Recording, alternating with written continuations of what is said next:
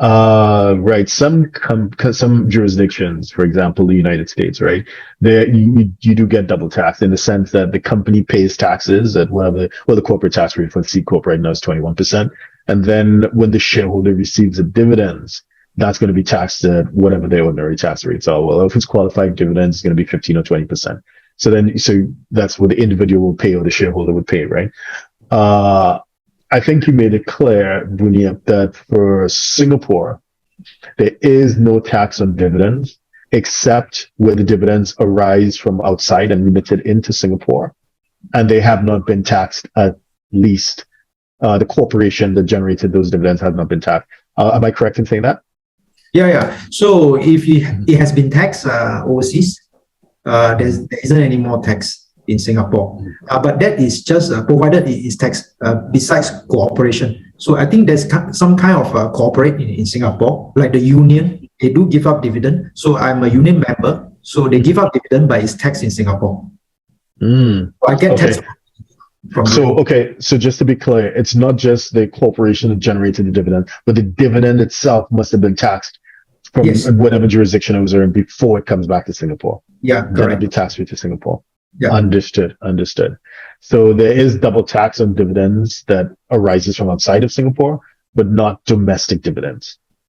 Domestic dividend, you don't get tax. Most of the domestic dividend, you don't get tax except the union. As I said, then there isn't many union here in Singapore. So, union as in what type of union? Like trade union? The one that I had was is trade union. It's called cooperative, something like that. So I get dividend every year, being a member, but I have to pay tax for that. Okay, so that's a special entity. Yeah. So it's not a private limited. It's something else. No, okay. It's not. Yeah. It's cooperative. Gotcha. Cooperative. Right. And Ravi, Malaysia, yes. It sounds like it's more yes than no. Is it? Yeah. Now I can safely say most of the Malaysian dividend are tax exempted because we go on single tier basis. As long as the corporate has been taxed, then they pay from the single tier account, then it's exempted, or it's from their exempt account. It's exempted. But companies must be careful whether they're receiving dividends from BVI company from Labuan. Yeah. Because Labuan, as I told you, is tax free. Okay. But some of the BVI company, they pay to Labuan, then Labuan distribute the dividend back to Malaysia. That one will be taxable. Because, so it sees through the Labuan and looks at the it's a shell company technically. So, right. We're back to the shell company rule. Yeah. So, so the companies, just so I understand it, so the company that generates the dividend must have been taxed. Yes. It's not necessary that the dividend has been taxed, but the company must have borne a tax burden wherever it is. Yes. So is there any minimum tax?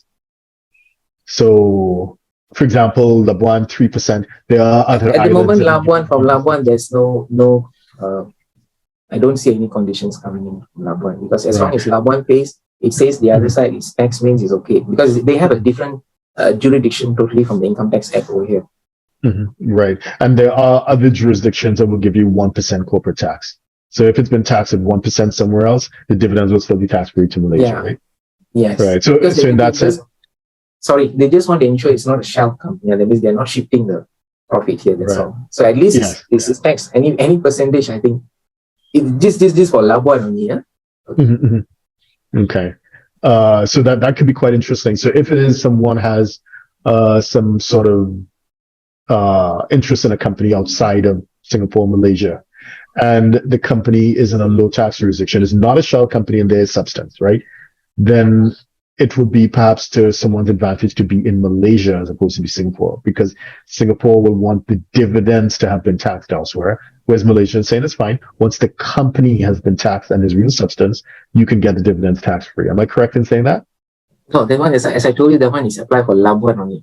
If not for Labuan, that means the dividend is coming through. They're using Labuan as an intermediate company to pay to a Malaysian company here. If a normal from overseas coming back to here, same as what Bunyi has said, the same thing. It will be taxed. It will be taxed if doesn't qualify for the headline tax, 15%. Right. Okay. So the company must have been taxed at 15% minimum. And it must have been, there must be substance as well, right? Yes, correct. Right. But the difference from what Bunyip is saying, if I'm understanding it correctly, is that Singapore is saying the company should have been taxed and the dividends should have been taxed elsewhere to come in. Whereas Malaysia is saying the company should have been taxed. For Malaysia, it's saying Yeah. the dividend must be taxed. The company must have a substance. It didn't say the company must be taxed. Oh, I see. The dividend must be taxed. Right. Okay. Yeah. Okay. The company must have a substance. Right. And the dividend must have been taxed at a minimum of, 15%. is there any minimum? 15%. 15%. Okay. But anyway, if you're talking about that also, you will still get the unilateral and bilateral credit when you calculate the tax. You can still knock off with that figures. So you get, so you get tax credits for the tax that has been paid outside? Yes. Right. But that'll be deductible against ordinary income or passive income as well. How would you, what benefit is that to you as a Malaysian tax resident if you get credits for taxes paid on those dividends outside? You don't pay double tax. Right. Okay. Well, but then dividends are tax free in Malaysia anyway, right? For Malaysia, no. Yeah, correct. That means the dividend paid by Malaysian company is tax free. Yes, correct. Wow, sorry. Yeah. Okay. All right.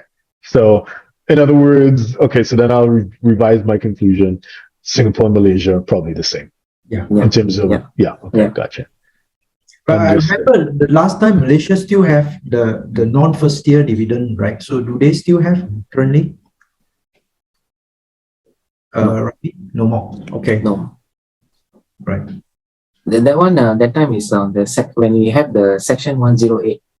Oh, okay. Declaring that time, but now it's all consistent single tier. The rule change. There's no more. No more. All right. Yeah. Okay. So if you're a 6, 7, or 8-figure investor, entrepreneur, or business owner who needs a tailor-made solution from a qualified team of professionals, we can help you achieve the international lifestyle, the freedom, and even the tax savings you're looking for. Visit us at htj.tax and live that international life.